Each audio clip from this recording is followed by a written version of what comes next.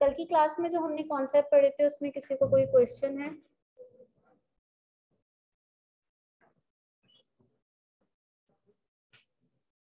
Definition of economics पढ़ी थी हमने, एडम स्मिथ, एल्फ्रेड मार्शल और रॉबिन्स की। इसके अलावा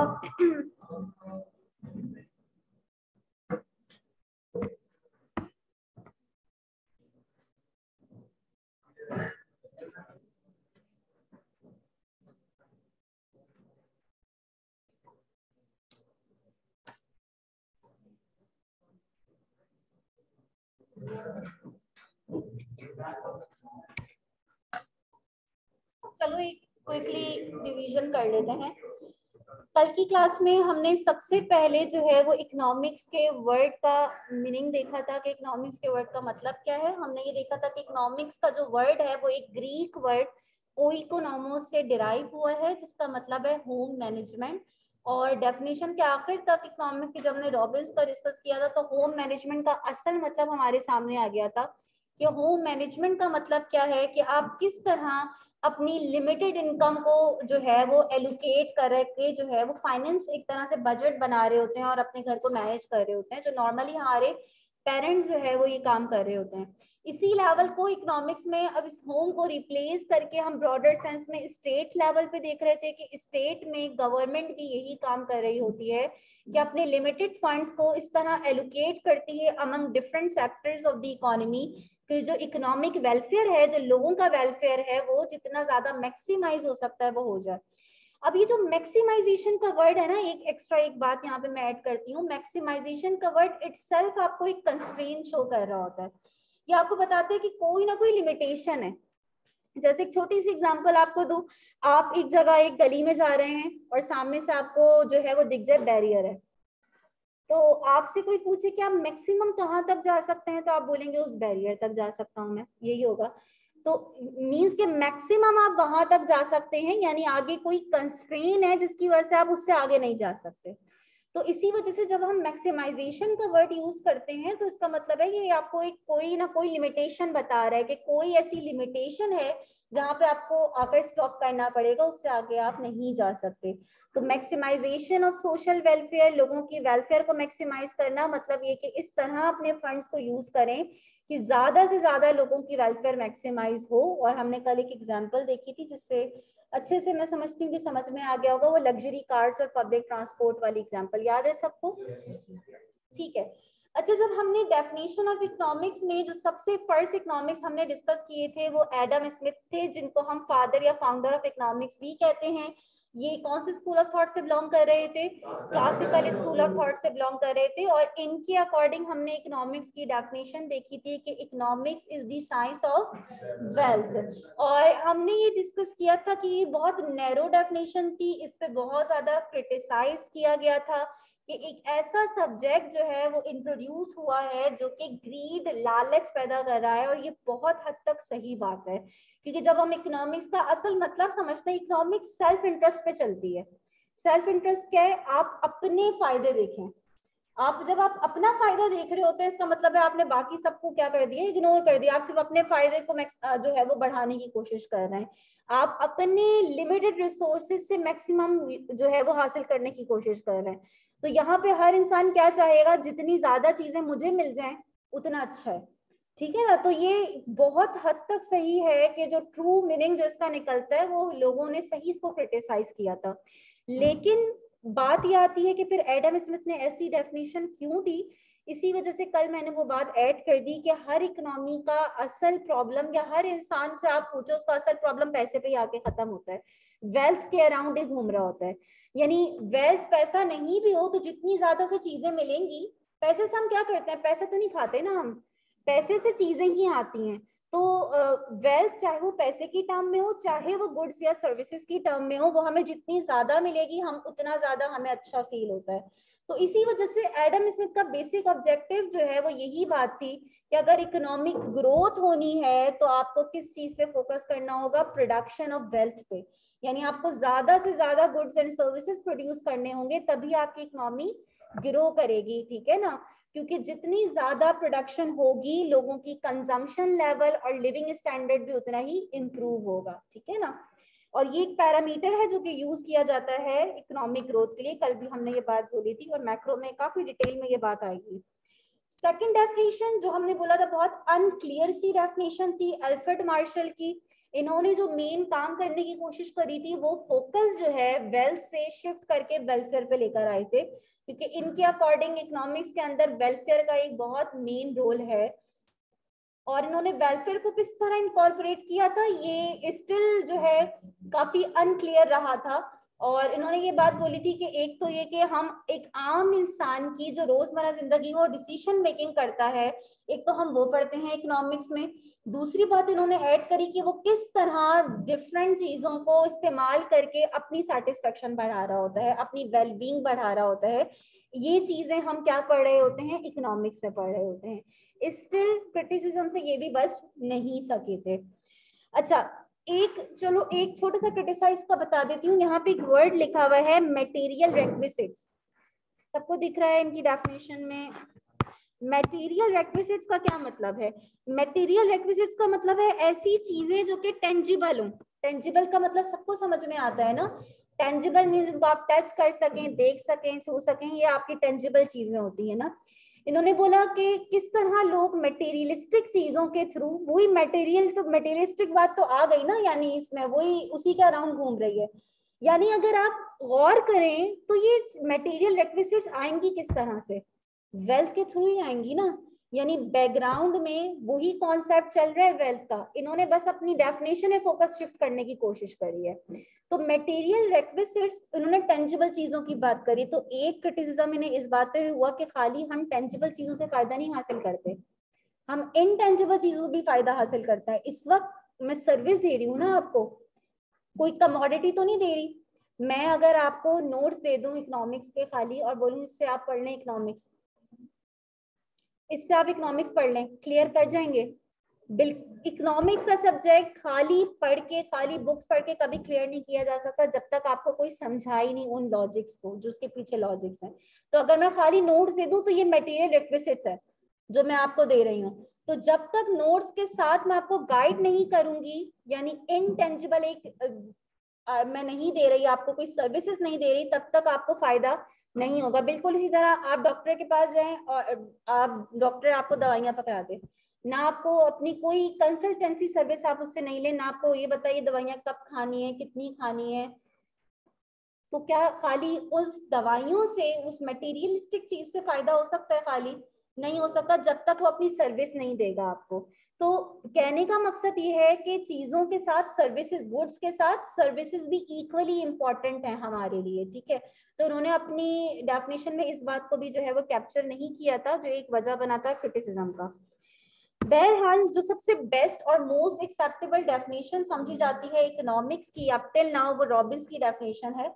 और रॉबिन्स ने एक ट्रू इकोनॉमिक प्रॉब्लम बताया था कि भाई इकोनॉमिक सब्जेक्ट बना क्यों, इस वजह से बना क्योंकि हमारे पास जो रिसोर्सेज हैं वो क्या हैं, लिमिटेड हैं, स्केर्स हैं। तो स्केर्सिटी एक मेन प्रॉब्लम है जिसके अराउंड पूरा सब्जेक्ट हमारा घूमता है, ठीक है। अच्छा, अब हमने एक सेंटेंस पढ़ा था, human wants are unlimited but resources to fulfil these wants are limited. तो वो रिसोर्सेज जिनके थ्रू आप अपने उन वांट्स को पूरा कर सकते हैं, वो रिसोर्सेज क्या हैं, लिमिटेड हैं। और we have ample of examples के आप न्यूज़पेपर पढ़ते हैं, पाकिस्तान में गैस की शॉर्टेज चल रही है, पाकिस्तान में इलेक्ट्रिसिटी की शॉर्टेज चल रही है, उसकी शॉर्टेज चल रही है, उसकी शॉर्टेज चल रही है। ये सारी स्केर्सिटी की एग्जांपल है ना, कि हमारे पास जो रिसोर्सेज हैं वो क्या हो रहे हैं, कम हो रहे हैं, जिसकी वजह से जो है वो जितना जी चाहे हम उसको यूज नहीं कर पा रहे। लोड शेडिंग क्या है, यानी हमें 24 आवर्स में कुछ आवर्स जो है वो विदाउट इलेक्ट्रिसिटी बेयर करने पड़ते हैं। ये एक शॉर्टेज की, एक स्केर्सिटी की एग्जांपल है ना, कि हमारे पास रिसोर्सेज क्या है, स्केर्स हैं। हर इकोनॉमी में ये स्केर्सिटी डिफरेंट रिसोर्सेज की होती है, किसी इकोनॉमी में किसी दूसरे रिसोर्स की स्केर्सिटी होगी। अच्छा, तो जो इन्होंने मेन बात निकाली वो इन्होंने बोला कि हम इकोनॉमिक्स में ह्यूमन बिहेवियर पढ़ते हैं कि लोग किस तरह अपने लिमिटेड रिसोर्सेज से अपनी मैक्सिमम वांट सेटिस्फाई करने की कोशिश करते हैं। और प्रॉब्लम क्या है कि वो रिसोर्सेज जिनसे उन्हें अपनी वांट सेटिस्फाई करनी है उनके ऑल्टरनेटिव यूजेस हैं। इसमें हमने एग्जांपल दी टाइम की, टाइम का ऑल्टरनेट यूज है, वो टाइम जहां आप अभी लगा रहे हैं उस टाइम के मल्टीपल अदर यूसेस आप हो सकते थे, उसको आप कहीं भी और लगा सकते थे। वो पैसा जो आप किसी भी एक जगह लगा रहे हैं उस पैसे को आप बहुत से अदर यूसेस भी हो सकते थे। तो इसमें जब किसी रिसोर्स के ऑल्टरनेटिव यूजेस होते हैं तो आपको क्या करनी पड़ती है, चॉइस बनानी पड़ती है, आपको अपनी प्रेफरेंस सेट करनी पड़ती है कि मैं ये भी कर सकता हूँ, ये भी कर सकता हूँ, ये भी कर सकता हूँ, तो मैं कौन सा काम करूं जो इस रिसोर्स का सबसे बेस्ट यूज हो, इस रिसोर्स का सबसे बेस्ट यूज, मतलब इससे मुझे सबसे ज्यादा फायदा हो। तो एग्जांपल याद है, फार्मर वाली एग्जांपल याद है सबको, लैंड की एग्जांपल दी थी, तो उसके पास ऑप्शन था कि वो उस लैंड पे मल्टीपल क्रॉप्स, कोई से भी क्रॉप ग्रो कर सकता है, लेकिन वो उसने कौन सी क्रॉप ग्रो करी जिसपे उसको सबसे ज्यादा प्रॉफिट हो। ठीक है, हम अपनी इनकम को डिफरेंट जगह पे लगा सकते हैं, हम किस जगह पे लगाएंगे जिससे जो हमें हमारे लिए सबसे ज्यादा जरूरी चीज हो, तो सबसे मोस्ट यूजफुल चीज है हम उस पर सबसे पहले लगाएंगे। तो हमारा माइंड इस इकोनॉमिक्स को कर रहा होता है, दिमाग में हम कॉस्ट और बेनिफिट एनालिसिस कर रहे होते हैं अपने माइंड में, ठीक है ना। नेचर ऑफ इकोनॉमिक्स, मेरे ख्याल में सबको समझ में आ गई होगी बात कि इकोनॉमिक्स साइंस के अंदर भी आती है और आर्ट्स के भी अंदर आती है। मेथोडोलॉजी के लिहाज से ये साइंस है, बिल्कुल साइंस की तरह हम इसमें फैक्ट्स एंड फिगर्स कलेक्ट करते हैं और उनकी बेसिस पर जो है हम कोई थ्योरी दे रहे होते हैं। और एप्लीकेशन के लिहाज से आर्ट्स है, क्योंकि ना सिर्फ आप खाली थ्योरी देते हैं, तो उस थ्योरी को इम्प्लीमेंट भी करके देख रहे होते हैं, ठीक है। सेकेंड चीज जो थी, थर्ड चीज सॉरी, कि नेचर ऑफ इकोनॉमिक्स में हमने फर्दर पढ़ा कि साइंस तो चलो है, लेकिन क्या पॉजिटिव साइंस है या नॉर्मेटिव साइंस है। तो पॉजिटिव साइंस क्या है, फैक्चुअल बेस, जो फैक्ट्स हमें बताती है, जो कि ट्रू स्टेटमेंट है, एग्रीड बाय एवरीवन, हर कोई एग्री करेगा उससे, क्योंकि डाटा उस बात को प्रूव करता है। तो सिंपल वर्ड्स में आप कह सकते हैं कि पॉजिटिव स्टेटमेंट्स वो स्टेटमेंट्स हैं जिन्हें प्रूव किया जा सकता है, ठीक है। और नॉर्मेटिव स्टेटमेंट्स क्या है, opinion based, what should be या व्हाट ऑट टू बी, ये हर किसी का डिफरेंट जो है वो एवोल्यूशन होता है, यानी इसी में ही असल प्रॉब्लम आती है। जो स्कूल ऑफ थॉट्स हैं वो पॉजिटिव में तो नहीं होंगे, वो किस में होंगे, नॉर्मेटिव इकोनॉमिक्स में आएंगे। वो एक बोलेगा कि इस इन्फ्लेशन को खत्म करने के लिए हमें ये पॉलिसी लगानी चाहिए, दूसरा बोलेगा कि नहीं ये पॉलिसी लगानी चाहिए। तो ये जो चाहिए है ये क्या है, ये नॉर्मेटिव इकोनॉमिक्स ही है ना, हर कोई अपना ओपिनियन दे रहा है कि इस प्रॉब्लम तो पता चल गई, ये क्या है, पॉजिटिव इकोनॉमिक्स। पहले हमें फैक्ट्स पता चलिए कि मेन इशू इस वक्त पाकिस्तान में क्या चल रहा है, इन्फ्लेशन। ये क्या है, पॉजिटिव स्टेटमेंट कि इन्फ्लेशन हो गई है पाकिस्तान में। अब इस इन्फ्लेशन को टैकल कैसे किया जाए वो हर किसी का अपना व्यू होगा, वो नॉर्मेटिव के अंदर हम पढ़ेंगे, ठीक है। तो ये बात सबको क्लियर है। नेक्स्ट स्लाइड हमारी थी ब्रांच ऑफ इकोनॉमिक्स पे। हमने देखा कि इकोनॉमिक्स को की क्लासिफिकेशन जो है वो मेजर क्लासिफिकेशन जो है वो हम दो ब्रांचेस में कर रहे होते हैं। एक को हम कहते हैं माइक्रो इकोनॉमिक्स, जो कि हमारे सिलेबस में स्टार्टिंग के 4 चैप्टर जो हैं वो माइक्रो इकोनॉमिक्स के अंदर फॉल करते हैं। और 4 के बजाय अगर मैं 3 बोलूँ तो ज्यादा बेहतर है, क्योंकि ये चैप्टर जो अभी हम पढ़ रहे हैं ये बेसिकली इंट्रोडक्शन है, ठीक है। तो बेसिक जो माइक्रो इकोनॉमिक्स आपकी स्टार्ट होगी ना वो चैप्टर 2 से स्टार्ट होगी। और पहले इसमें एक और चैप्टर होता था जो कि मैंने आप लोगों को बताया कल की क्लास में कि वो अब आईकैप ने ओमिट कर दिया उसे। सब माइक्रो इकोनॉमिक्स इंडिविजुअल लेवल पे बात करते हैं, छोटे लेवल पे बात करते हैं। यानी मैं अगर आपको इस इंस्टीट्यूट की एग्जांपल दूं, इस इंस्टीट्यूट पूरे इंस्टीट्यूट में जितनी भी क्लासेस हैं ये मैक्रो लेवल है, और अगर मैं इस पूरे इंस्टीट्यूट की किसी एक क्लास की बात करूं तो वो क्या है, माइक्रो है। तो ये डिपेंड करता है हमारा स्कोप कितना है, उस स्कोप के लिहाज से हम बताएंगे कि माइक्रो लेवल क्या है और मैक्रो लेवल क्या है, ठीक है। तो माइक्रो इकोनॉमिक्स में हम हर इंडिविजुअल का बिहेवियर देखते हैं, और इंडिविजुअल्स कौन कौन से हैं हमारे, वो भी कल हमने पढ़े थे, हाउस होल्ड, प्रोड्यूसर, गवर्नमेंट और फॉरेन ट्रेडर्स। तो माइक्रो में हम बेसिकली कंज्यूमर और प्रोड्यूसर का बिहेवियर देखते हैं कि एक कंज्यूमर अपनी लिमिटेड इनकम से अपनी मैक्सिमम वांट्स कैसे सेटिस्फाई करेगा, उसका कैसा बिहेवियर होगा, और एक प्रोड्यूसर अपना प्रॉफिट मैक्सिमाइज करने के लिए जो है वो कैसे डिसीजन लेगा कि उसका प्रॉफिट मैक्सिमाइज हो। ये जो एलोकेशन ऑफ स्केर्स रिसोर्सेज है, अगर मैं मुश्किल वर्ड तो नहीं लग रहा है जो मैं यूज कर रही हूँ, ये कल समझे है ना हमने, एलोकेशन ऑफ स्केर्स रिसोर्सेज जो हैं ये हम किस में पढ़ेंगे, माइक्रो इकोनॉमिक्स में।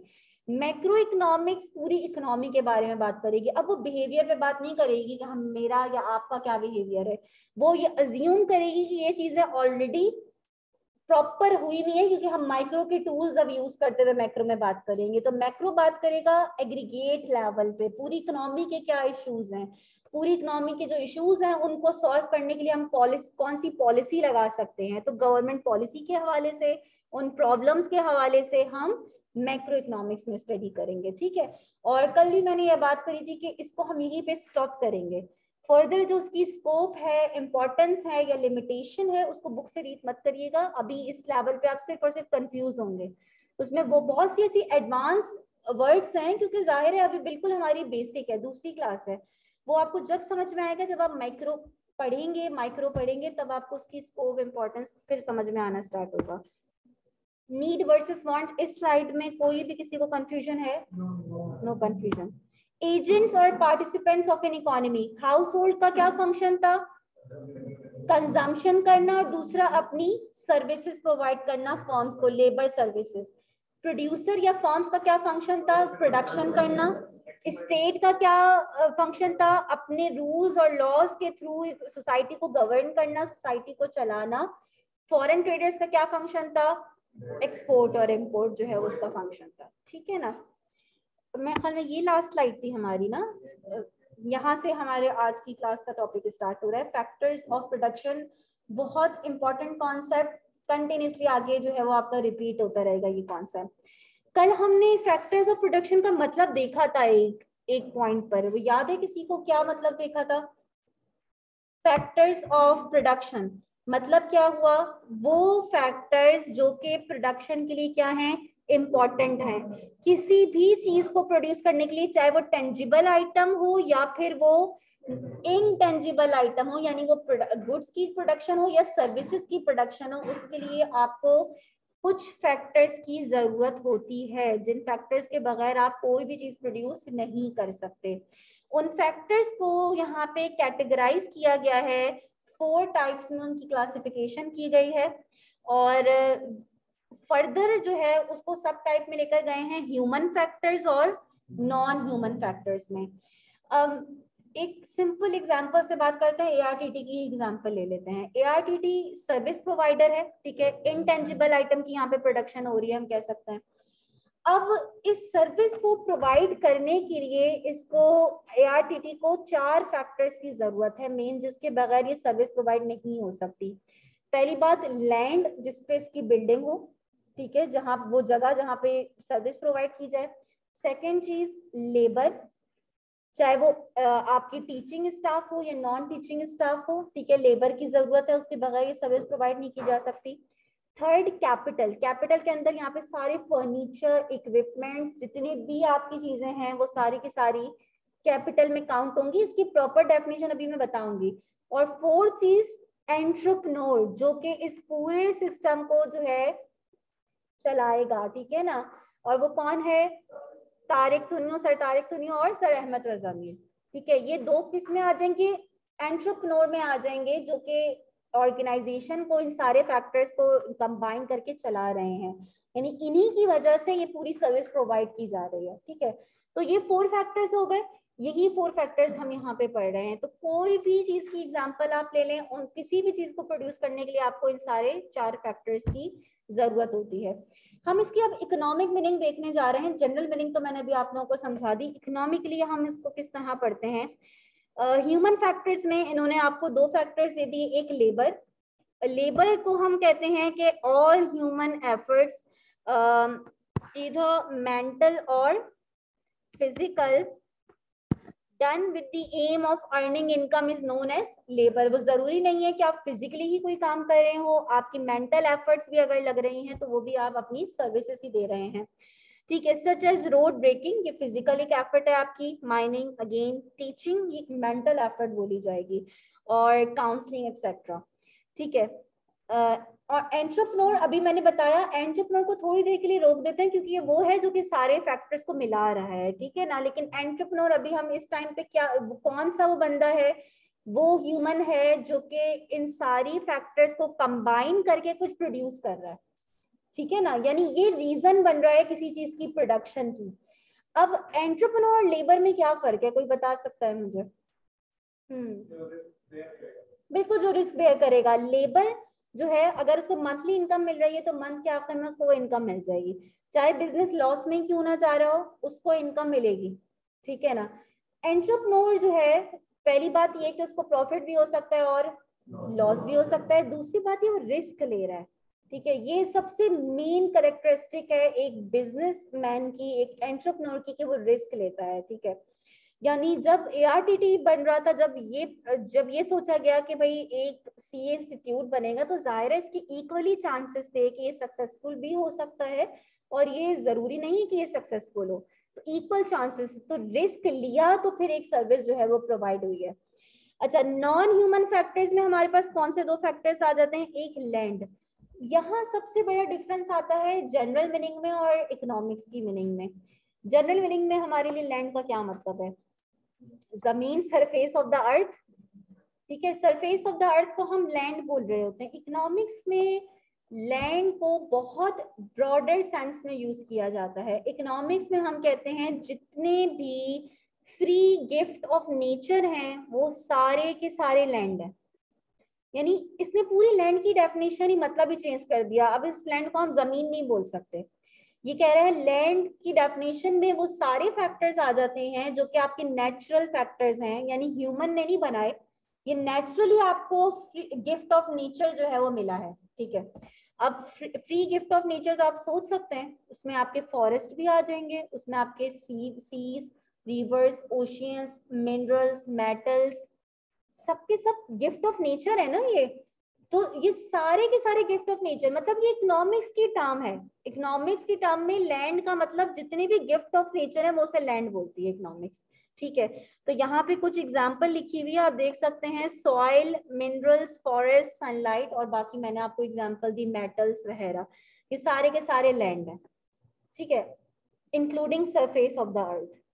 तो ये मतलब समझ में आया? देखो ये मतलब है, जनरल मीनिंग में हम अक्सर जो वर्ड यूज कर रहे होते हैं उसका मतलब इकोनॉमिक्स में बिल्कुल जो है वो डिफरेंट होता है। लैंड में किसी को कोई कंफ्यूजन है? No confusion. Capital, again difference आ जाता है, जैसे मैंने कल भी थोड़ा सा इस बात को डिस्कस किया था।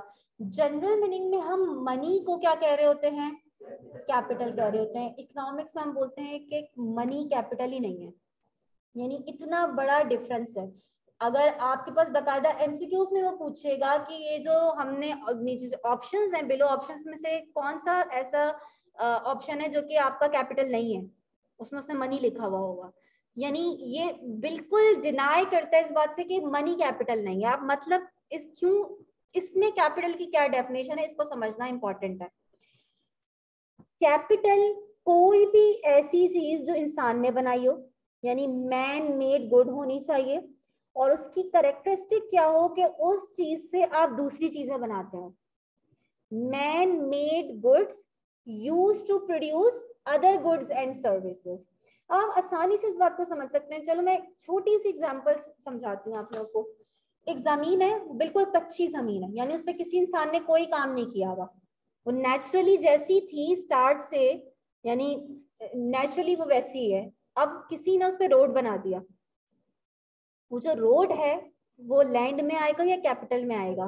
कैपिटल में आएगा, बिल्कुल ठीक है। बिल्कुल इसी तरह ये डिपेंड करता है इस चीज पर भी, और डिपेंड करता है यूसेस पर भी। अभी इस वक्त जो ये जो लैपटॉप है ना, ये लैपटॉप मेरे लिए कैपिटल है, क्यों? क्योंकि मैं इसके थ्रू आपको सर्विस प्रोवाइड कर रही हूँ, ठीक है ना। तो ये मैन मेड चीज है, पहली बात। दूसरा फंक्शन क्या है कि इससे other goods and services produce हो रहे हैं। तो ये दोनों चीजें जब कंबाइन होती हैं तो उस चीज को हम कैपिटल कहते हैं। तो कैपिटल में क्या आ गया? आप आसानी से जो बात सोच सकते हैं वो मशीनरी, मशीन्स कैपिटल में आएंगी ना, इंसान ने बनाई है और उसके थ्रू दूसरी चीजें बन रही हैं। तो मशीन्स, इक्विपमेंट, टूल्स, फर्नीचर, घर में जो आपका फर्नीचर है वो कैपिटल नहीं है, यहाँ जो फर्नीचर है वो कैपिटल है। बात समझ में आ रही है ना सबको? यूज पे डिपेंड करता है। अगर वही चीज कोई सर्विस प्रोवाइड करने में हेल्प कर रही है या कोई चीज बनाने में हेल्प कर रही है तो वो कैपिटल है। ठीक है, अगर उससे आप सिर्फ पर्सनल यूज के लिए आप इस्तेमाल कर रहे हैं तो वो कैपिटल नहीं बोलेंगे हम उसे इकोनॉमिक्स के मतलब में। ठीक है, तो यहाँ पे देखो क्या लिखा हुआ है, इन्होंने एग्जाम्पल में लिखा हुआ है मशीन्स, बिल्डिंग, प्लांट्स। प्लांट्स भी आपके यहाँ पे पौधे नहीं है, यहाँ पे प्लांट्स पौधे नहीं है, वो मशीन्स ही है जो हैवी मशीनरीज जो आपकी फैक्ट्रीज वगैरह में लगी हुई होती है, उन्हीं को हम प्लांट्स कहते हैं। ठीक है, तो डिफरेंस क्लियर हुआ। यहाँ पे कैपिटल में हमने एक बात समझ ली कि इसमें मनी को हम इंक्लूड नहीं करते। तो ह्यूमन फैक्टर्स और ये नॉन ह्यूमन फैक्टर्स में आपके लैंड और कैपिटल आ गए। किसी का कोई भी क्वेश्चन, कोई भी जहन में कंफ्यूजन हो जो क्लियर नहीं हो रही हो?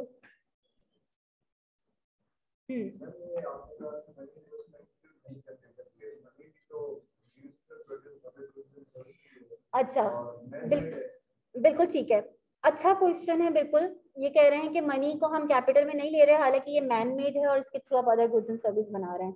देखो जो इकोनॉमिस्ट है ना, उनका आर्ग्यूमेंट क्या है, आप अपने जेब से 100 रुपए निकालो, ठीक है, क्या वो 100 रुपए कोई चीज खुद 100 रुपए बना सकते हैं?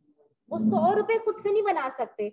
उस 100 रुपए से आप कोई ऐसी कैपिटल लोगे जो कुछ बना रहा होगा, ऐसी बात है ना।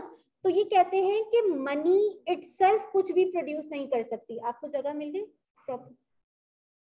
मनी इटसेल्फ कुछ भी प्रोड्यूस नहीं कर सकता। मनी एक तरह से आप सोच समझ लो कि एक इनडायरेक्ट यूज है प्रोडक्शन का, डायरेक्ट यूज नहीं है ये प्रोडक्शन का। तो मनी से, पैसों से आप कोई चीज लेते हैं, आप मनी से को यूज करते हुए मशीन्स लेंगे, मनी को यूज करते हुए इक्विपमेंट लेंगे, टूल्स लेंगे, वो equipment, tools, machines, factories, building कुछ प्रोड्यूस करने की वजह बनेगी। सही है ना? तो डायरेक्टली जो है वो मनी नहीं यूज हो रहा कोई चीज प्रोड्यूस करने के लिए। ये उनकी लॉजिक है, ये आर्गुमेंट है जिसकी वजह से वो मनी को कैपिटल कंसिडर नहीं करते। क्लियर है सबको? अच्छा,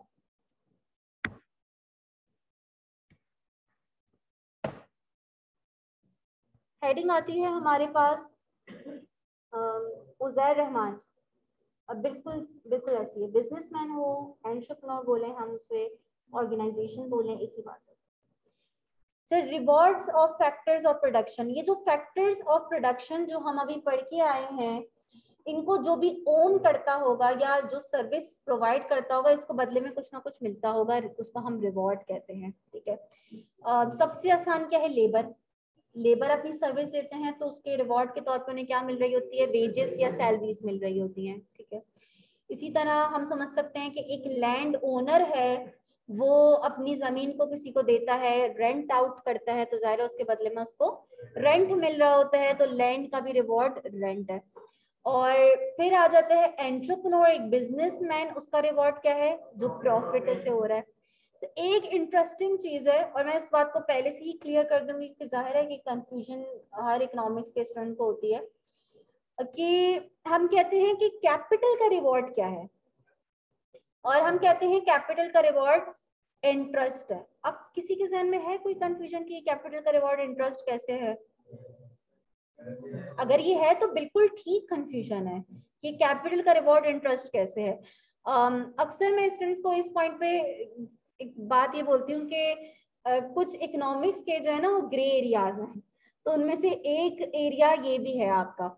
और ये क्वेश्चन उठता है कि इंटरेस्ट कैसे कैपिटल का रिवॉर्ड हो सकता है। क्वेश्चन क्यों उठता है? क्योंकि जब हमने मनी को कैपिटल में कंसिडर ही नहीं किया, जब हमने बोला कि मनी कैपिटल नहीं है, तो फिर हम कैसे बोल रहे हैं कि इंटरेस्ट कैपिटल का रिवॉर्ड है? सही बात है ना, ये एक लॉजिकल बात है कि ये इंटरेस्ट कैपिटल का रिवॉर्ड कैसे हुआ।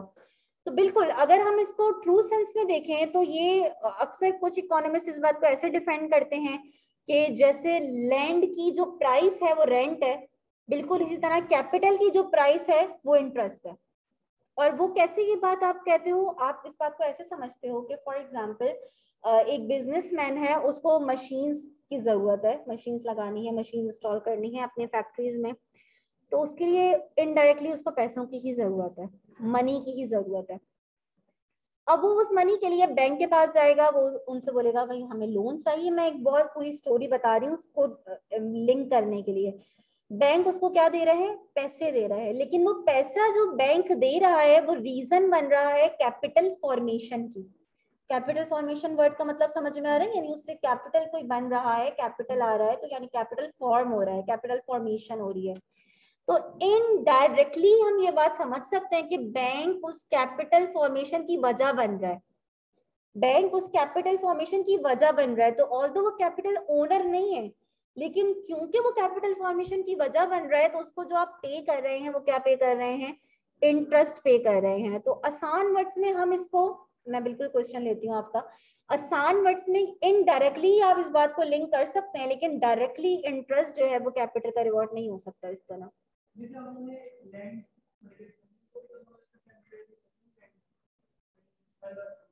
हाँ बिल्कुल, वो बिल्कुल, क्योंकि जो आपके फ्री गिफ्ट ऑफ नेचर हैं, जो कि आपके कोई भी ओन नहीं करता जिसे, वो तो आपके, उसकी तो कोई कॉस्ट ही नहीं है ना, वो तो आपको किसी से खरीदना ही नहीं है। हाँ, उसके अंदर जो खाली ये एक पर्टिकुलर एरिया ऐसा आ जाता है कि चूंकि इंसान ओन कर रहा है, तो जो वो ओन कर रहा है वो फ्री गिफ्ट ऑफ नेचर, एक इंसान यहाँ पे मतलब ओन कर रहा है इस चीज को, तो वो जो ओन कर रहा है उसकी जो प्राइस ले रहा है वो रेंट की फॉर्म में ले रहा है, ठीक है ना। इस तरह आप इस बात को लें।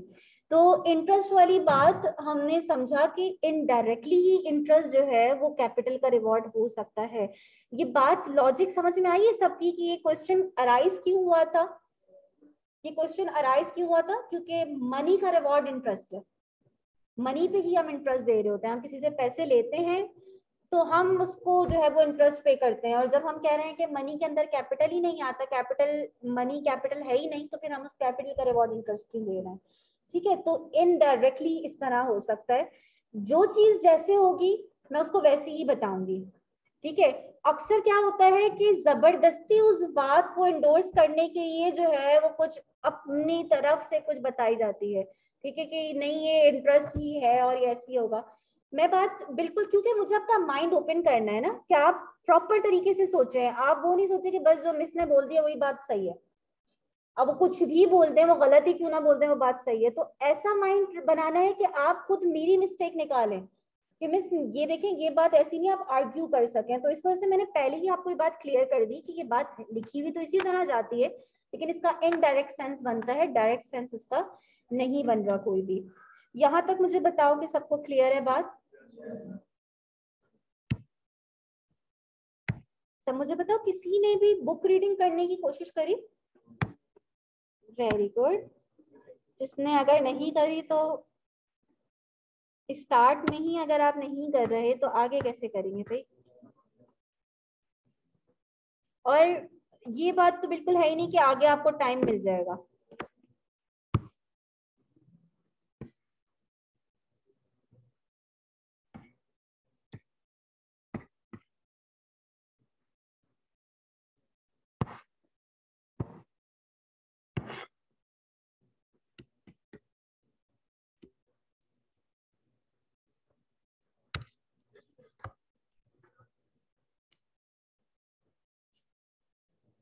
अच्छा, मेरे ख्याल में मैंने ये वाली स्लाइड आप लोगों से शेयर नहीं करी है। मैंने जो स्लाइड शेयर करी है उसमें rewards of factors of production तक की स्लाइड है, ऐसा ही है। तो ये मैं आज जो है ना वो ये कंप्लीट स्लाइड्स हैं, मैंने कंप्लीट स्लाइड करी है, इसमें ये वाली स्लाइड है। बस ठीक है, बस ठीक है, फिर ठीक है। अच्छा, ग्रुप में तो सब ऐड हो गए हो ना? जो ग्रुप में ऐड नहीं हुए हैं वो आज लाजमी ऐड हो जाओ। ग्रुप में ऐड कैसे होना, आप एडमिन से कांटेक्ट कर लेना, वो आपको ऐड कर देंगे, ठीक है। तो मैंने कल स्टडी टेक्स्ट भी आप लोगों से शेयर कर दिया था और मैंने आप लोगों से स्लाइड्स भी शेयर कर दी थी। पीडीएफ इस वजह से शेयर नहीं कर रहा था क्योंकि कल मैंने कुछ ऐसा लिखा ही नहीं था पीडीएफ में, सिर्फ इकोनॉमिक्स की वो वाली बात लिखी थी, ग्रीक वर्ड से डिराइव हुआ है, उसके अलावा मेरे ख्याल में मैंने कुछ भी नहीं लिखा था, मैंने स्लाइड से ही पढ़ाया था, इस वजह से मैंने आप लोगों से पीडीएफ शेयर नहीं किया था।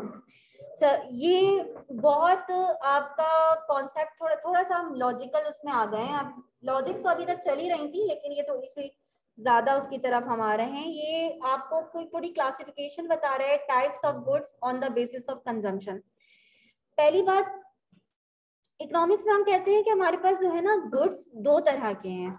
ये मैं एक एक्स्ट्रा बात बता रही हूँ, लेकिन इकोनॉमिक्स में अक्सर पढ़ाई जाती है ये बात, कोर्स का इस तरह बकायदा पार्ट नहीं है, लेकिन एक इंफॉर्मेटिव बात है। एक जिसको हम कहते हैं इकोनॉमिक गुड्स और दूसरे जिन्हें हम कहते हैं, ठीक है, फ्री गुड्स नाम खुद बता रहा है कि ये क्या होंगे, फ्री होंगे, यानी इनकी कोई प्राइस नहीं पे करनी पड़ रही। जब आपको सिर्फ उसी चीज की आपको कोई प्राइस पे नहीं करनी पड़ती जिसकी सप्लाई जो है वो अनलिमिटेड हो, जिसकी कोई शॉर्टेज नहीं होगी, उसकी कोई प्राइस भी नहीं होगी। यानी जो चीज लिमिटेड होती है ना, जो चीज लिमिटेड होती है उसी की कोई ना कोई प्राइस होती है। फॉर एग्जाम्पल फ्री गुड्स में आप कहते हो कि सनलाइट, बहुत मिनिमम आपकी एक दो एग्जाम्पल ही आती है इसमें, नॉर्मली आप इसमें सिर्फ सनलाइट और एयर की एग्जाम्पल लेते हैं। ये दोनों चीजें क्या है, फ्री गुड्स हैं। तो इकोनॉमिक्स में हम फ्री गुड्स नहीं स्टडी करते, क्योंकि इकोनॉमिक्स किस प्रॉब्लम की वजह से पढ़ी जाती है, स्केर्सिटी ऑफ रिसोर्सेज की वजह से। तो जो चीज, जिस चीज की सप्लाई अनलिमिटेड हो उसमें तो इकोनॉमिक सप्लाई ही नहीं होती ना, उसमें तो फिर आपको ये फैसला ही नहीं करना कि मैं इसको कितना कंज्यूम कर सकती हूँ और कितना नहीं कर सकती, तो यहाँ पे तो सवाल ही पैदा नहीं होता क्योंकि इसकी अनलिमिटेड सप्लाई है।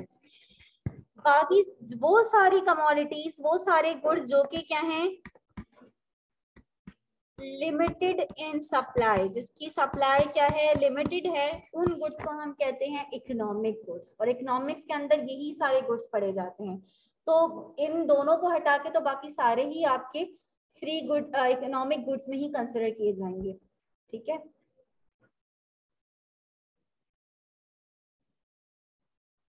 आगे आप ऐड कर सकते हैं इन रिलेशन टू डिमांड, यानी डिमांड के रिलेशन से इनकी सप्लाई क्या है, लिमिटेड है। डिमांड ज्यादा है इनकी, सप्लाई इनकी कम है, इसी वजह से ये आपकी इनको कोई ना कोई इनकी कॉस्ट आ रही होती है, आपको इनकी कोई कुछ पे करना पड़ता है।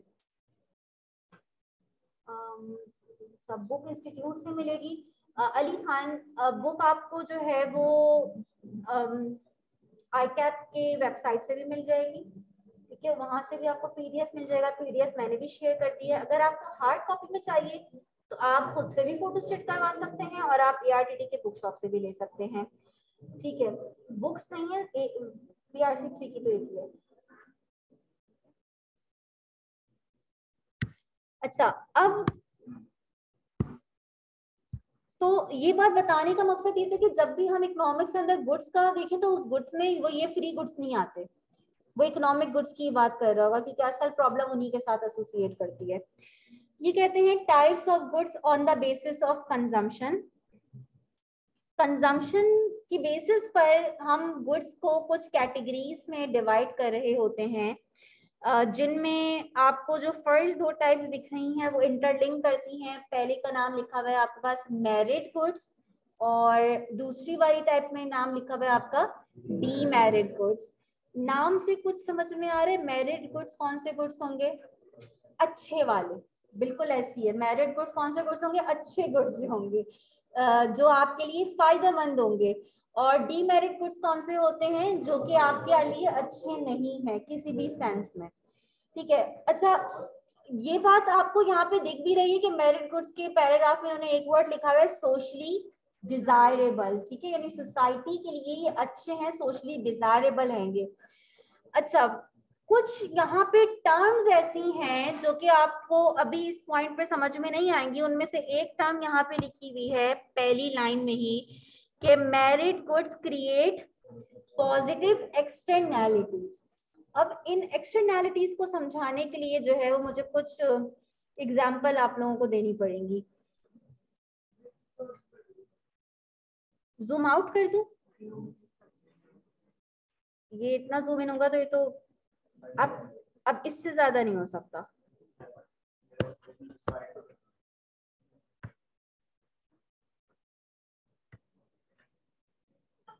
बस इतना ठीक है ना? इतना ठीक है। अच्छा, एक्सटर्नैलिटीज का मतलब क्या होता है? पहले ये इस टॉपिक को समझना ना। एक्सटर्नैलिटीज का मतलब होता है थर्ड पार्टी इम्पैक्ट। यानी थर्ड पार्टी इम्पैक्ट का मतलब क्या है? एक एग्जांपल समझते हैं। फॉर एग्जांपल एक फैक्ट्री है और उस फैक्ट्री में जो भी प्रोड्यूस हो रहे केमिकल्स वगैरह की फैक्ट्री है, तो उनका जितना भी वेस्ट होता है वो करीब में ही उस फैक्ट्री के एक रिवर है उसमें डंप कर देते हैं सारे वेस्ट को। अब फर्स्ट और सेकंड पार्टी कौन सी है? जो उस फैक्ट्री से केमिकल जो प्रोडक्ट प्रोड्यूसर है वो फर्स्ट पार्टी है, जो सेकंड पार्टी जो कंज्यूमर है यानी उस केमिकल को ले रहा है, ये दोनों फर्स्ट और सेकंड पार्टी है। यानी मैंने जो एक्सटर्नैलिटी की डेफिनेशन बोली ना, थर्ड पार्टी इम्पैक्ट, वो बात मैं समझा रही हूँ, उसका मतलब क्या है। अब होता क्या है कि उस रिवर में जो है वो फिशेस हैं और वहां पे कुछ फिशरमैन हैं जो रोज उन फिशेस को जो है वो कैच करते हैं और उनको बेचकर उनकी इनकम बनती है, ठीक है। अब प्रॉब्लम क्या होना स्टार्ट हुआ उस केमिकल फैक्ट्री की वजह से कि क्योंकि वो अपना वेस्ट वहां पे डंप कर रहे हैं, क्योंकि उनके लिए ये लेस कॉस्टली है कि वो वहीं पे डंप कर दें बजाय इसके कि उसका कुछ और तरीका यूज करें, तो वो रिवर पॉल्यूटेड हो रहा है जाहिर है, और उसकी वजह से जो फिशेस हैं वहां पे वो आहिस्ता आहिस्ता उनकी पॉपुलेशन जो है वो कम होना स्टार्ट हो गई है। अब इसका नुकसान ऑफ कोर्स किसको हो रहा है? फिशरमैन को हो रहा है। फिशरमैन वहां पे जो है उनकी इनकम कम हो रही है। अब फिशरमैन का उस केमिकल इंडस्ट्री से कोई कनेक्शन नहीं है, ना वो उसको बनाने में है ना उसको लेने में है, उसके बावजूद उस एक्टिविटी का जो केमिकल फैक्ट्री कर रही है उस एक्टिविटी का उन फिशरमैन पे इम्पैक्ट पड़ रहा है, नेगेटिव इम्पैक्ट। ये नेगेटिव इम्पैक्ट है ना, ये जो इम्पैक्ट पड़ रहा है ये थर्ड पार्टी इफेक्ट है, जिसको हम कह रहे हैं, इसको हम बोलेंगे नेगेटिव एक्सटर्नैलिटी। ये जो मैंने अभी आपको एक पर्टिकुलर एग्जांपल दी, ये किसकी एग्जांपल थी? नेगेटिव एक्सटर्नैलिटी की।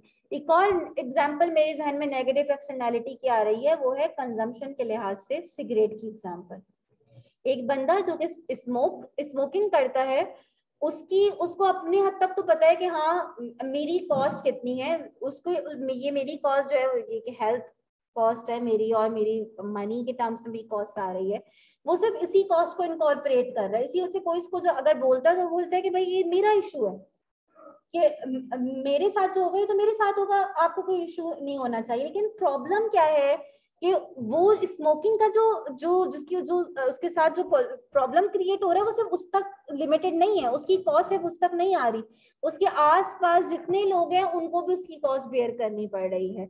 तो वो इम्पैक्ट उस तक लिमिटेड नहीं है, लेकिन वो जो डिसीजन लेगा वो सिर्फ और सिर्फ किस कॉस्ट को देखते हुए ले रहा होगा? अपनी कॉस्ट देखते हुए, ठीक है ना। बिल्कुल इसी तरह जब मैंने फैक्ट्री की एग्जांपल आपको बताई, तो वो फैक्ट्री जब डिसाइड करेगी कि मैंने केमिकल कितना प्रोड्यूस करना है, तो एक प्रोड्यूसर क्या देखता है? मेरा रेवेन्यू कितना और मेरी कॉस्ट कितनी है, ठीक है ना। वो जब अपनी कॉस्ट देखेगा तो उस कॉस्ट में क्या ये कॉस्ट इनकॉर्पोरेट करेगा जो कॉस्ट फिशरमैन को हो रही है? उस कॉस्ट को इनकॉर्पोरेट ही नहीं करेगा। तो ये जो वो एक्टिविटी कर रहा है, उस केमिकल उसके वेस्ट को डंप करने वाली इस एक्टिविटी की सोशल कॉस्ट एग्जिस्ट करती है, उसकी अपनी कोई कॉस्ट एग्जिस्ट नहीं करती, इस वजह से वो इनकॉर्पोरेट ही नहीं कर रहा उस कॉस्ट को, सोशल कॉस्ट एग्जिस्ट करती है। तो इस एक्टिविटी को बंद होना चाहिए, इस एक्टिविटी को बंद होना चाहिए ना, क्योंकि सोशली अनडिजायरेबल एक्टिविटी है जो ये सोसाइटी को उसकी कॉस्ट बेयर करनी पड़ रही है। इसी वजह से स्मोकिंग भी सोशली अनडिजायरेबल है, क्योंकि इसकी वजह से इम्पैक्ट लिमिटेड नहीं रहता, इसका थर्ड पार्टी इम्पैक्ट आता है, आसपास के लोगों को भी इससे नुकसान हो रहा होता है। एक मैं पॉजिटिव एक्सटर्नैलिटी की एग्जांपल देती हूँ। अज्यूम करें कि दो फार्म्स हैं, आपस में एक साथ हैं, एक जो है वो हनी प्रोड्यूसर है, ठीक है, और दूसरा जो है वो एप्पल वगैरह के वहां पे जो है वो बाग है, ठीक है, वो एप्पल जो है वो बेचता है। अब यहाँ पे पॉजिटिव एक्सटर्नैलिटी की एग्जांपल एक स्टोरी के थ्रू मैं आपको समझा रही हूँ। होता ये जो हनी बी प्रोड्यूसर है उसके पास हनी है, सॉरी बीज हैं, वो क्या कर रही हैं कि वो उस बाग से उड़ती हुई एप्पल वाले प्रोड्यूसर के उधर जा रही हैं, उस फार्म में जा रही हैं, और वहां पे जो लगे हुए हैं आपके ट्रीज वगैरह एप्पल ट्रीज, उनसे जो है वो हनी लेकर जा रही हैं। अब फायदा क्या हो रहा है हनी बी प्रोड्यूसर को कि एक पॉजिटिव एक्सटर्नैलिटी मिल रही है ना वो एप्पल के प्रोड्यूसर में है ना कंज्यूमर में है, लेकिन उसको इनडायरेक्टली उस फार्म की वजह से क्या हो रहा है? फायदा पहुंच रहा है। ये एक पॉजिटिव एक्सटर्नैलिटी है। अब जो यहाँ पे मेरिट गुड्स की एग्जांपल ली हुई है वो ली हुई है एजुकेशन की। सबसे जो इम्पोर्टेंट मेरिट गुड कंसिडर किया जाता है वो एजुकेशन है। अब वो कैसे है एजुकेशन? जब हम एजुकेशन का डिसीजन लेते हैं, हमारे पेरेंट्स डिसीजन लेते हैं कि भाई हमने अपने बच्चे को पढ़ाना है, तो वो जो फायदा और जो बेनिफिट और कॉस्ट देख रहे होते हैं वो अपनी देख रहे होते हैं ना, कि कॉस्ट कितनी आएगी उस एजुकेशन पे, कॉस्ट कितनी लग रही है, और बेनिफिट क्या है कि हमारा बच्चा पढ़ेगा तो जाहिर है इसमें मैनर्स आएंगे, ओवरऑल इसकी पर्सनालिटी ग्रूम करेगी, आगे जाके अच्छी जॉब लगेगी, अच्छी इनकम होगी, ये सारे बेनिफिट हैं जो वो देख रहे होते हैं। बात ये है कि ये बेनिफिट सिर्फ उस तक लिमिटेड नहीं है। ये बेनिफिट जो एक एजुकेटेड सोसाइटी होगी तो उसका फायदा हर किसी को होगा, सिर्फ उस बंदे तक नहीं होगा। यानी आप एक ऐसी जगह पे चले जाए जहाँ इलिटरेट लोग हों, तो आपको वहां पे क्या प्रॉब्लम होगी? उनको मैनर्स नहीं पता होंगे, आपको सोसाइटी में ऐसे लोगों के दरमियान रहना मुश्किल हो जाता है, जाहिर है। उनको नहीं पता रूल्स कैसे फॉलो करने हैं, उनको किसी चीज के बारे में नहीं पता, ठीक है ना, वो किसी भी रूल को फॉलो नहीं करेंगे। तो इसका नुकसान ओवरऑल सिर्फ उन तक महदूद नहीं रहेगा जिसने एजुकेशन नहीं ली, इसका नुकसान पूरी सोसाइटी को होगा, ठीक है। तो क्योंकि एजुकेशन एक मेरिट गुड कंसिडर किया जाता है, क्योंकि इसके थ्रू पॉजिटिव एक्सटर्नैलिटी क्रिएट होती है, इसी वजह से जो है हम कहते हैं कि ऐसे गुड्स को गवर्नमेंट जो है वो इनकरेज करने की कोशिश करती है कि ऐसी चीजों की कंजम्पशन और प्रोडक्शन क्या हो, ज्यादा हो। क्योंकि अगर गवर्नमेंट यहाँ से हट जाए और हम पे छोड़ दे कि आप जितना प्रोडक्शन करना चाहें, जितना कंजम्पशन करना चाहें ऐसी चीजों की वो करें, तो हम अपना फायदा, लिमिटेड फायदा देखते हुए जो है उस चीज को इतना कंज्यूम नहीं कर पाएंगे, उस चीज की इतनी इंपॉर्टेंस नहीं समझ पाएंगे, ठीक है, जितनी उसकी इंपॉर्टेंस है। तो फैक्ट्री वाली एग्जांपल में समझ में आई कि वो अपनी कॉस्ट को लिमिटेड समझ रहा था ना, कि मेरी कॉस्ट सिर्फ लिमिटेड है, जबकि उसकी कॉस्ट बहुत ज्यादा आ रही थी, सोसाइटी उसकी कॉस्ट बेयर कर रही थी। तो अब मैं समराइज कर रही हूँ, मैं ख्याल में बहुत ज्यादा इसको हमने अच्छा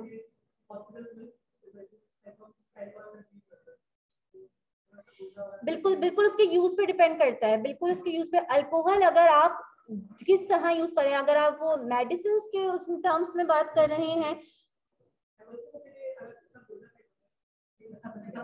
हाँ हाँ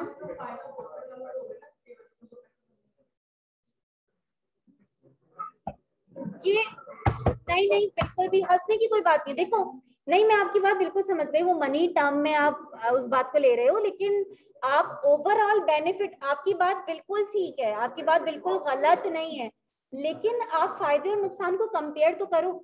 जो अल्कोहल ले रहा है, इसका मतलब ये कि आप उसकी एटीट्यूड में कितने चेंजेस आ रहे हैं, ठीक है, उसका इम्पैक्ट बाकी लोगों पे कितना बुरा पड़ रहा है, उसकी फैमिली अलग बेयर कर रही है, आसपास की सोसाइटी अलग बेयर कर रही है उसकी वजह से। तो जो आप जो बात कर रहे हो ना, वो मनी सेंस में आप बात कर रहे हो, लेकिन बात आपकी बिल्कुल ठीक है, वो बेनिफिट हम बिल्कुल काउंटर कर सकते हैं।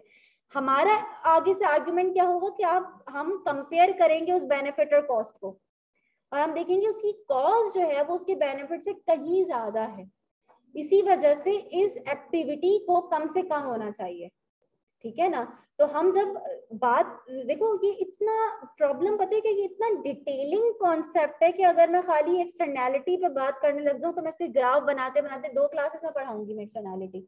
लेकिन असल बात ये है कि एक्सटर्नैलिटी के सिर्फ यहाँ पे एक वर्ड यूज हुआ है और मैं उस वर्ड को समझाए बगैर आगे भी नहीं बढ़ सकती।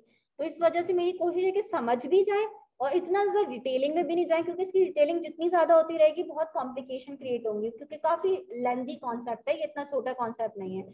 तो यहाँ पे कुछ वर्ड्स ऐसे यूज हुए हैं जिनको समझाने के लिए मुझे ये सारी एग्जांपल्स यूज करनी पड़ रही हैं। यहाँ पे एक वर्ड यूज हुआ है अंडर कंज्यूम और अंडर प्रोड्यूस। इसका मतलब क्या है, जब आप एक चीज की इतनी इंपॉर्टेंस नहीं समझ पाएंगे तो आप उसको उतना कंज्यूम भी नहीं करेंगे और उतनी उस चीज की प्रोडक्शन भी नहीं होगी, ठीक है। जब लोग इतना उसकी डिमांड ही नहीं करेंगे, कंज्यूम ही नहीं करेंगे, तो वो चीज प्रोड्यूस भी कम होगी। लेकिन यहाँ पे गवर्नमेंट को पता है कि एजुकेशन कितनी इंपॉर्टेंट है, हेल्थ कितनी इंपॉर्टेंट है, क्योंकि जिस बंदे की हेल्थ है उसको तो फायदा हो ही रहा है, अच्छी हेल्थ जो है जिसकी उसको तो फायदा हो ही रहा है, वो जहाँ काम कर रहा है उस फैक्ट्री में को भी फायदा हो रहा है, क्योंकि वो अच्छी प्रोडक्टिविटी दे रहा है, वो इफिशिएंटली काम कर रहा है।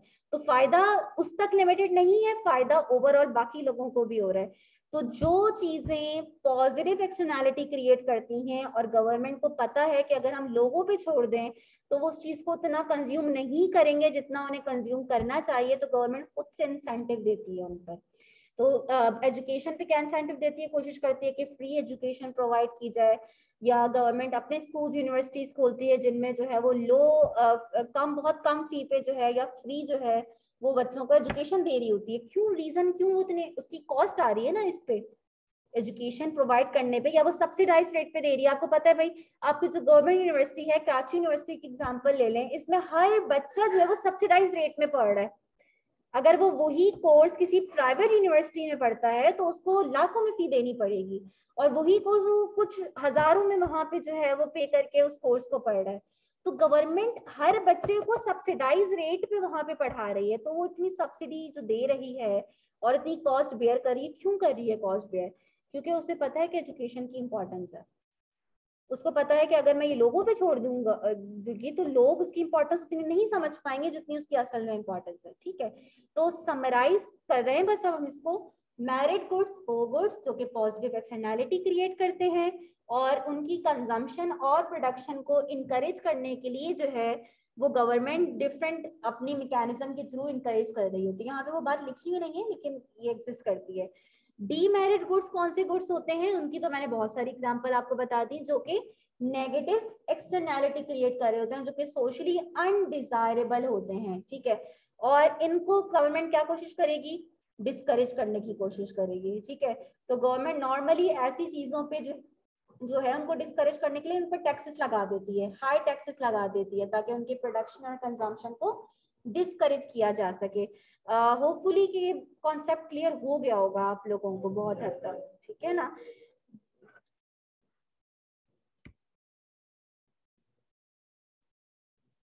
अच्छा, इसके बाद आपके पास एक कॉन्सेप्ट आता है पब्लिक गुड्स का, लेकिन उसको समझाने से पहले मुझे कुछ टर्म्स आपको समझानी पड़ेगी अगेन, जिसमें जैसे वहाँ पे मैंने एक्सटर्नैलिटी की टर्म आपको समझाई, बिल्कुल इसी तरह कुछ टर्म्स मुझे समझानी पड़ेंगे। अपने पास नोट कर लीजिएगा इस कॉन्सेप्ट को ना।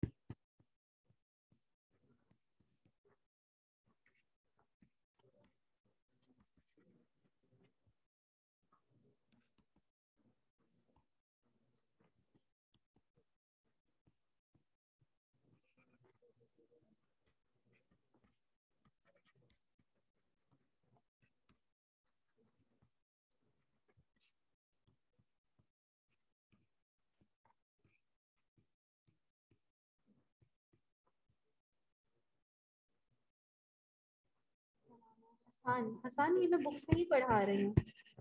कुछ चीजें जो कि उस बुक में से कुछ टर्म्स ऐसी जिन्हें समझने के लिए थोड़ा मुझे एक्स्ट्रा लिखवाना पड़ रहा है, उन्हें बस मैं लिखवा रही हूँ आपको। बाकी सब हम बुक से ही पढ़ रहे हैं। हम ये कैप टू का सब्जेक्ट था तब मैंने अपने नोट्स बनाए हुए थे, अपनी पूरी बुक बनाई हुई थी, और लेकिन अब उसकी जरूरत नहीं रही है।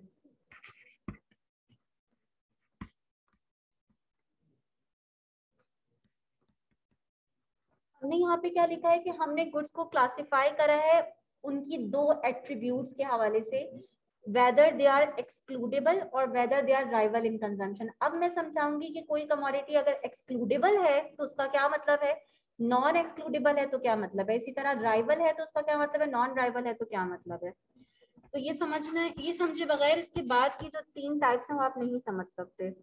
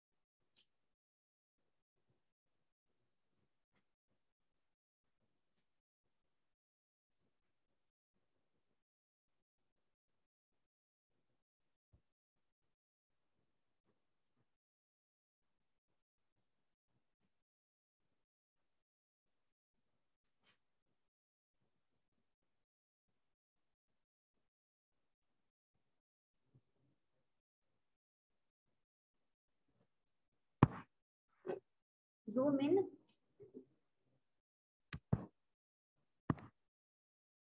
ये चाह रहे हैं आप? जूम आउट चाह रहे होंगे ना? जूम आउट कर दूं ना?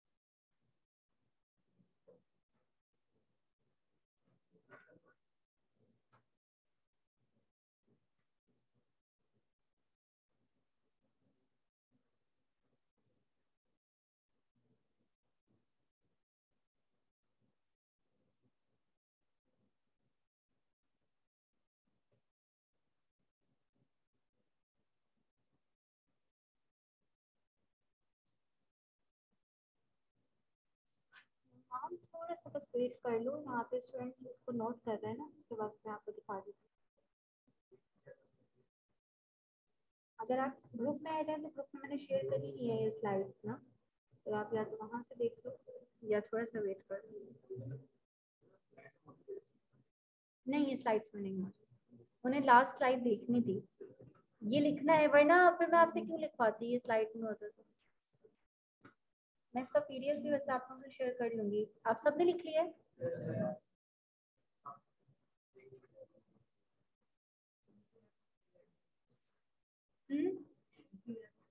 फ्री राइडर प्रॉब्लम, बिल्कुल यहाँ यहीं से आएगी अभी, वो पब्लिक गुड्स में आती है फ्री राइडर प्रॉब्लम ना।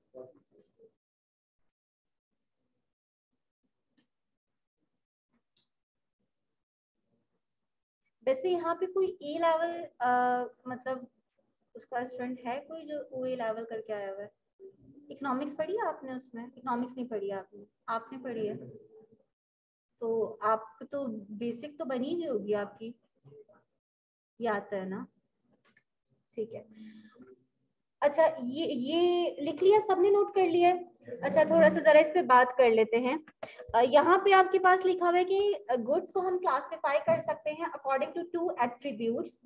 First, whether they are excludable, second whether they are rival in consumption. अच्छा, पहली बात तो हमें ये समझनी है कि एक्सक्लूडेबल का जो वर्ड है इसका क्या मतलब है।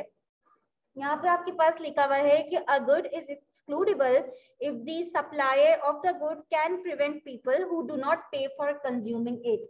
एक्सक्लूडेबल की कैरेक्टरिस्टिक किसी भी कमोडिटी में जब होगी जब आप उन लोगों को एक्सक्लूड कर सके उस चीज को खरीदने से या कंज्यूम करने से जो उसको उसके लिए पे ना कर सके।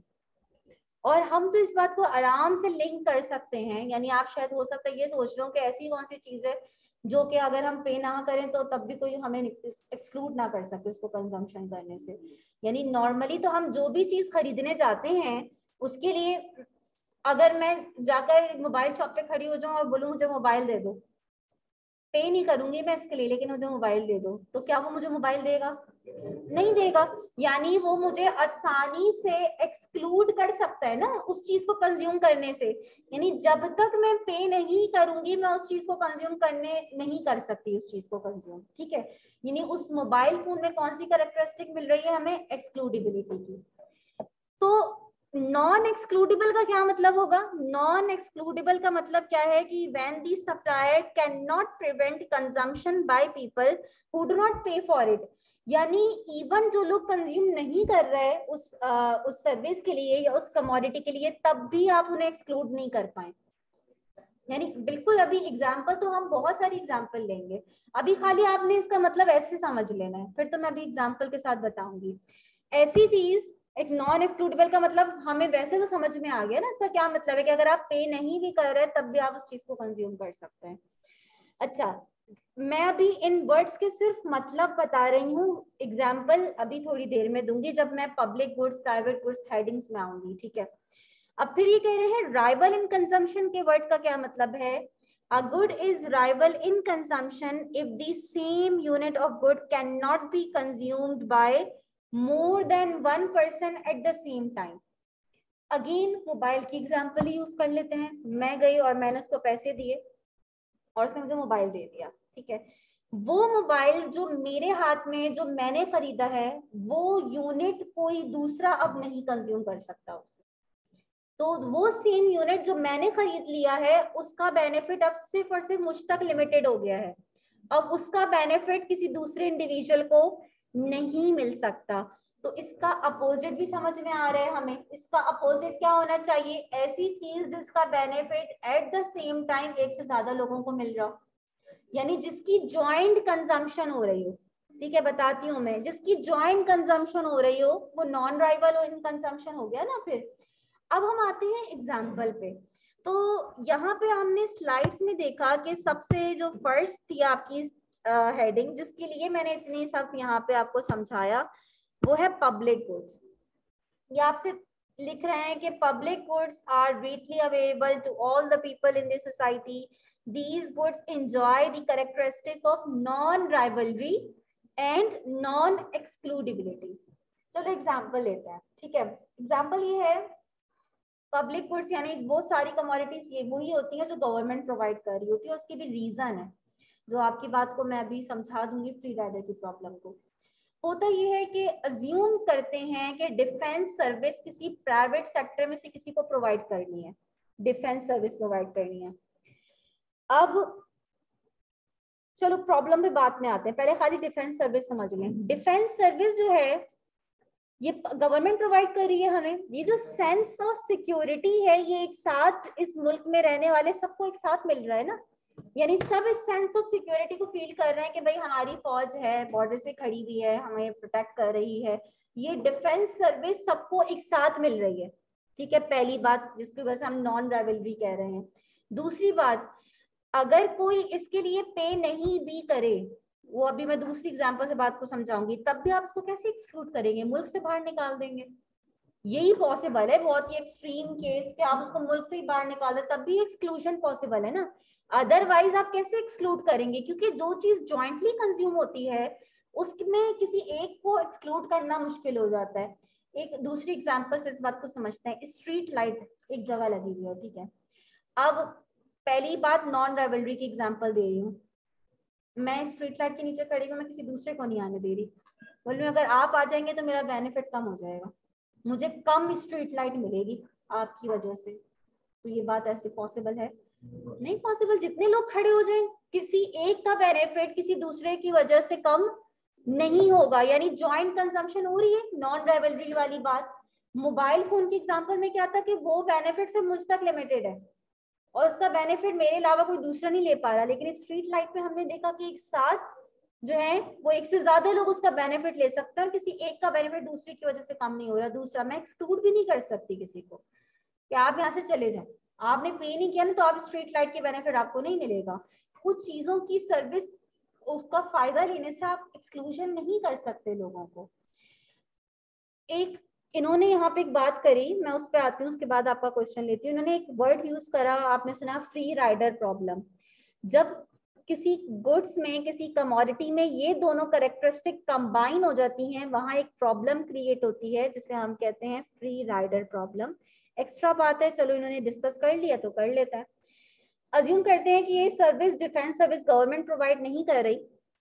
हम पार्क की किसी भी एग्जांपल ले लेते हैं, मैं डिफेंस सर्विस की बात कर लेती हूँ। एक कंपनी आई उसने बोला मैं जो है वो इस कंट्री को डिफेंस सर्विस प्रोवाइड करूंगी।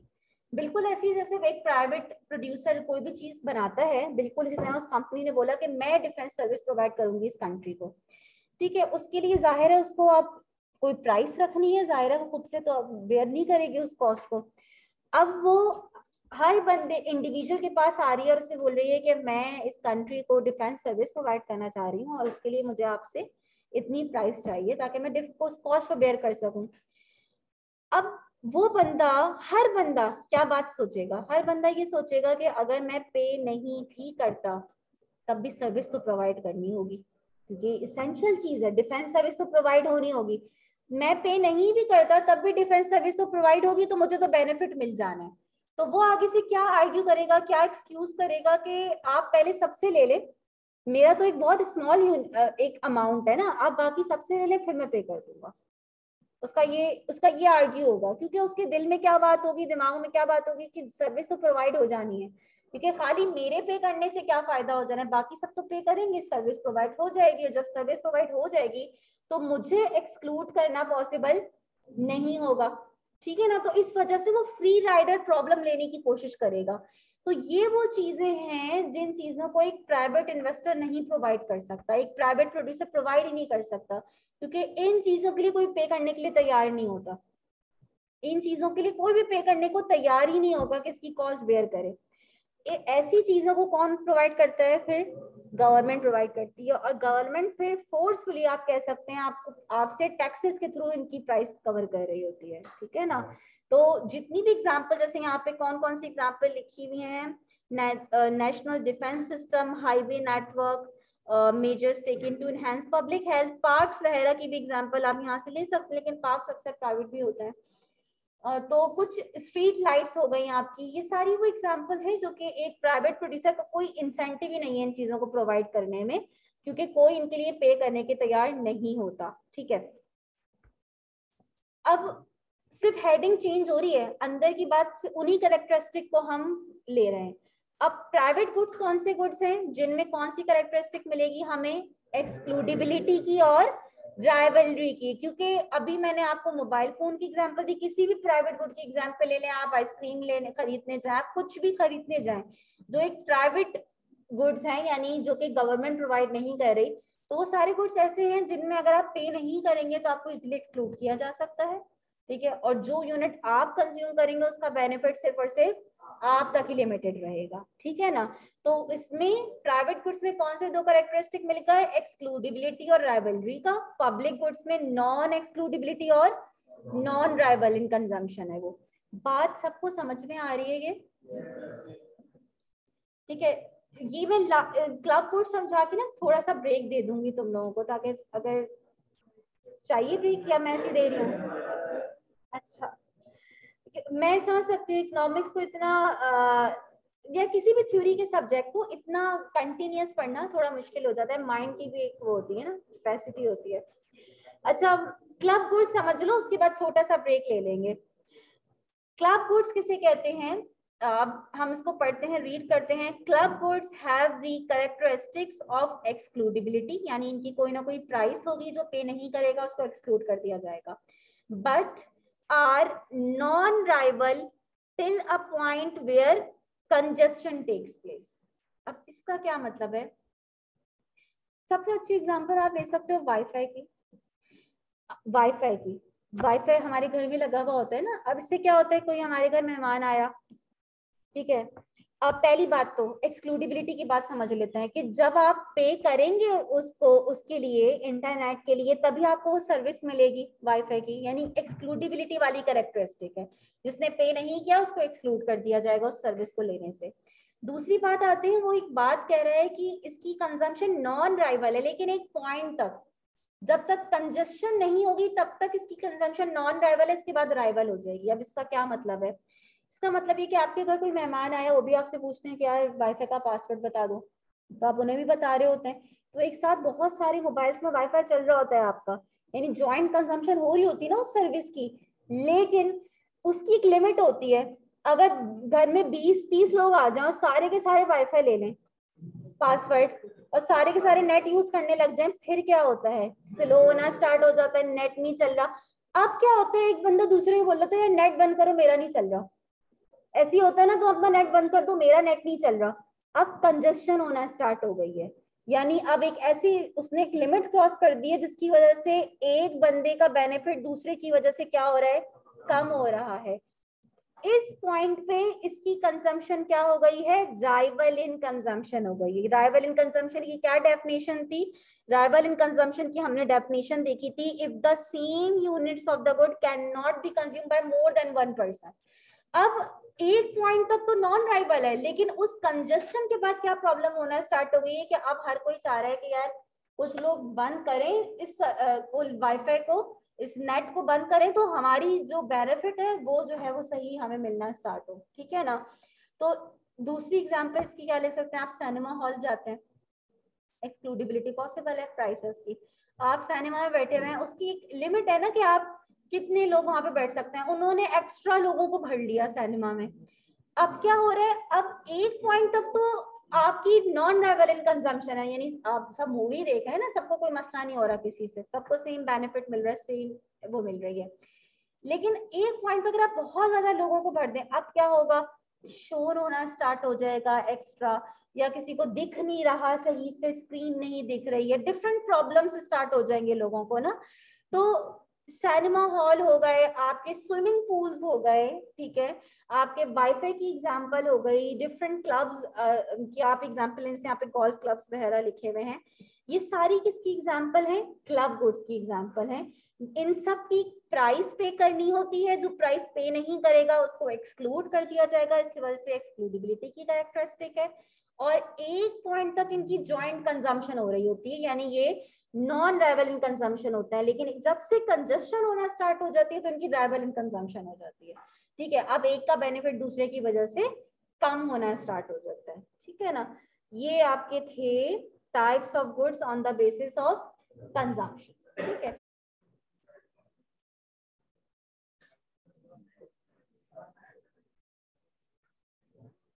सभी स्टूडेंट्स ने ज्वाइन कर लिए, ठीक है।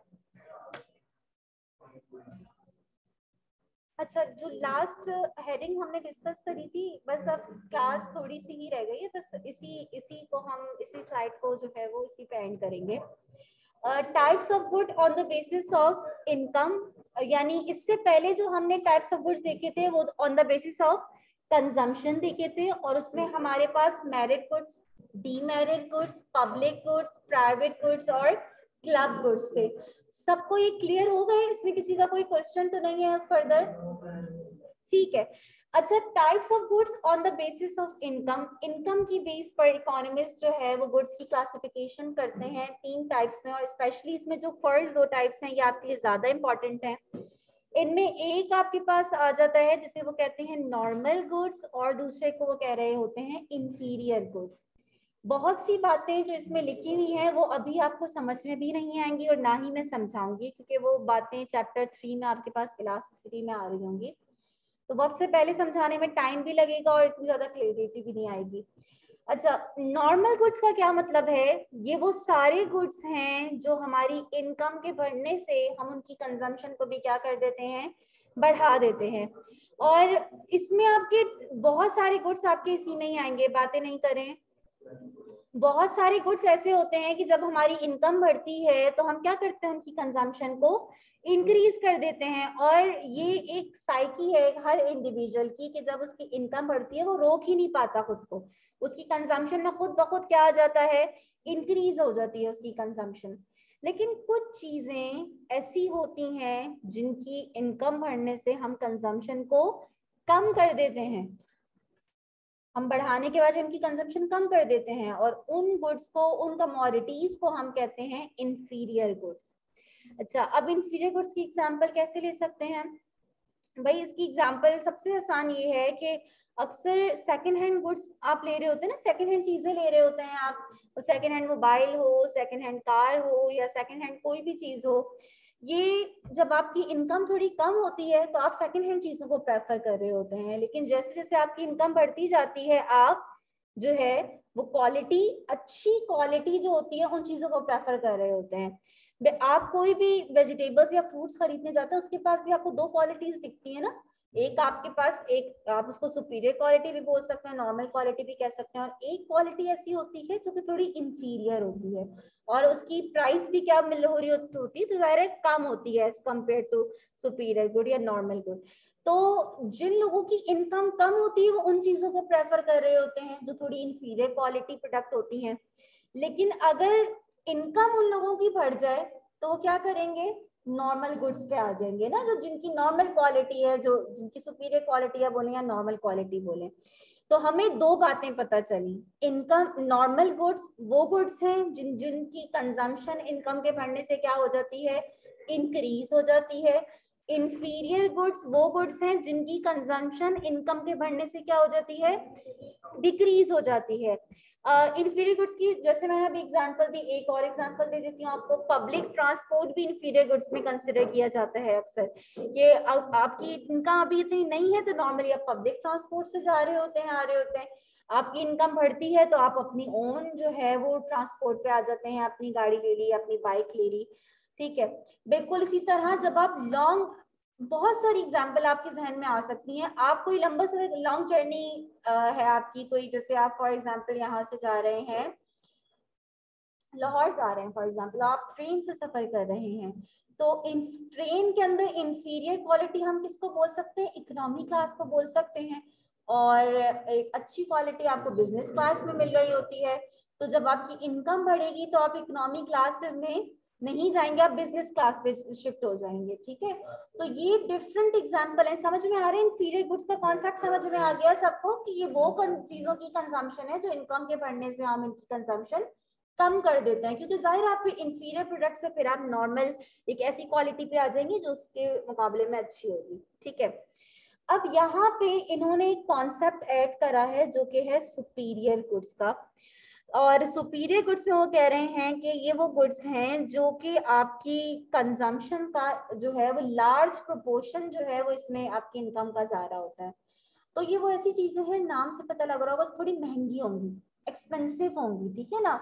और इसमें आपके सारे लग्जरी आइटम्स आ जाते हैं जो कि बहुत एक्सपेंसिव चीजें जो हैं आपकी होती हैं, इनमें जैसे कह रहे हैं लग्जरी कार हो गई, या कोई गोल्ड की टर्म्स में आप ज्वेलरी की एग्जांपल ले सकते हैं। ये वो चीजें हैं जो कि क्योंकि एक्सपेंसिव हैं तो आपकी इनकम का लार्ज पोर्शन इसमें जाएगा, और ये वो चीजें हैं जो हर कोई अफोर्ड नहीं कर सकता। तो जब आपकी इनकम एक थ्रेशोल्ड से यानी एक लिमिट से इंक्रीज होती है तो तब आप इन चीजों की कंजम्पशन को बढ़ाते हैं, ठीक है ना। यानी एक लिमिट तक आपकी इनकम ऐसी होगी कि आप इन चीजों को अफोर्ड नहीं कर सकेंगे, हर कोई लग्जरी कार नहीं ले सकता, गाड़ी नहीं ले सकता, न्यू कार जो है वो हर कोई अफोर्ड नहीं कर सकता। बिल्कुल इसी तरह गोल्ड जो है वो हर कोई अफोर्ड नहीं कर सकता, या कोई वेकेशन पे आप बाहर जा रहे हैं, ये भी एक लग्जरी में ही कंसिडर किया जाएगा। तो सुपीरियर गुड्स ऐसे गुड्स हैं जो कि एक्सपेंसिव होते हैं, एक इनकम एक लिमिट है, एक थ्रेशोल्ड है इनकम का, जिससे आपकी इनकम बढ़ती है तो फिर आप इनकी कंजम्पशन को इंक्रीज करते हैं। इसमें कुछ बातें ऐसी हैं जो आपको दिख रही होंगी, खास तौर पे एक वर्ड आपको बहुत फ्रिक्वेंटली हर पैरा में दिख रहा होगा, इलास्टिसिटी का।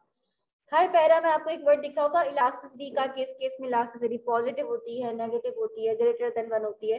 ये बातें मुझे पता है यहाँ पे लिखी भी जरूर है ये, लेकिन ये सारा पूरा एक टॉपिक आता है आपका चैप्टर 3 में, ठीक है। तो जब ये चैप्टर 3 आप पढ़ोगे, वो चैप्टर का नाम ही क्या है, elasticity of demand and supply.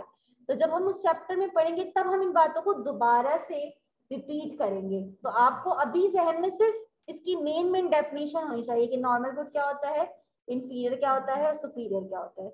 ये तीनों कॉन्सेप्ट आपके दोबारा से चैप्टर 3 में रिपीट होंगे, और उस वक्त फिर हम इन बातों को एक्सप्लेन करेंगे कि ये पॉजिटिव, नेगेटिव और इलास्टिसिटी होती क्या है, ये सब बातें हम वहां पे डिस्कस करेंगे, ठीक है। डेफिनेशन समझ में आ गई, जो उसकी मेन डेफिनेशन थी। अच्छा, ये तो बहुत जल्दी समझ लिया हमने, क्या करें एक स्लाइड और समझ लें अगर।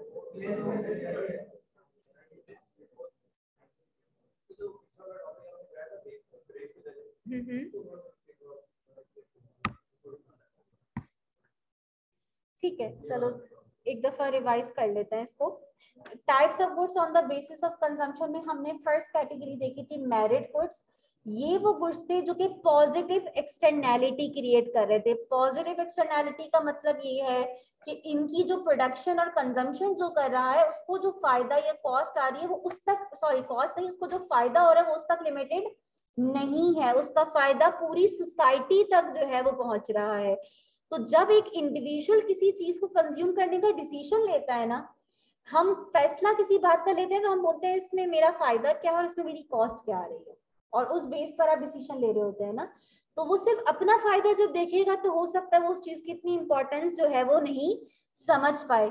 लेकिन जब गवर्नमेंट देखती है कि इसमें सिर्फ उसका फायदा नहीं है, इसमें पूरी सोसाइटी का फायदा है, तो वो ऐसी चीजों को इनकरेज करने की कोशिश करती है। ठीक है, तो मेरिट गुड्स वो गुड्स हैं जो कि पॉजिटिव एक्सटर्नैलिटी क्रिएट करते हैं और जो सोशली डिजायरेबल होते हैं।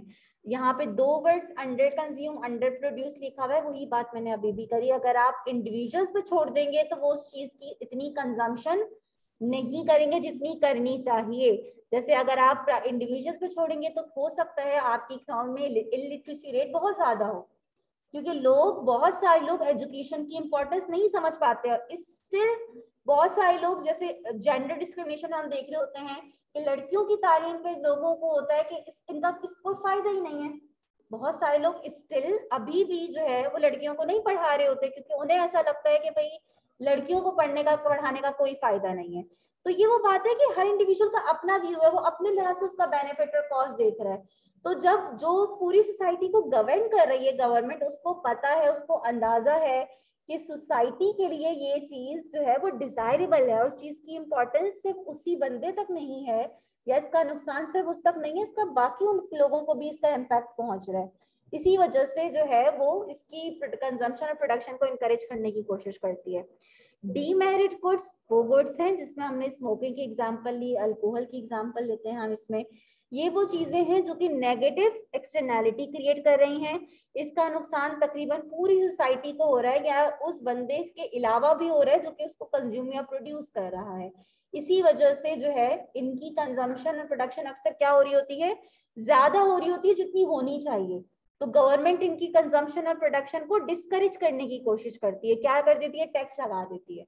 टैक्सेस लगा देगी, सिगरेट पे टैक्स लगा देगी। या अभी कुछ टाइम, काफी टाइम हो गया इस बात को, छालिया पे आपने देखा था कि बहुत ज्यादा उसने इतना हैवी टैक्स लगा दिया था कि वो लेना मुश्किल हो गई थी। ठीक है, वो बहुत ज्यादा उसकी प्राइस हाई हो गई थी। रीजन क्या है, ये सब का सब डिस्करेज कर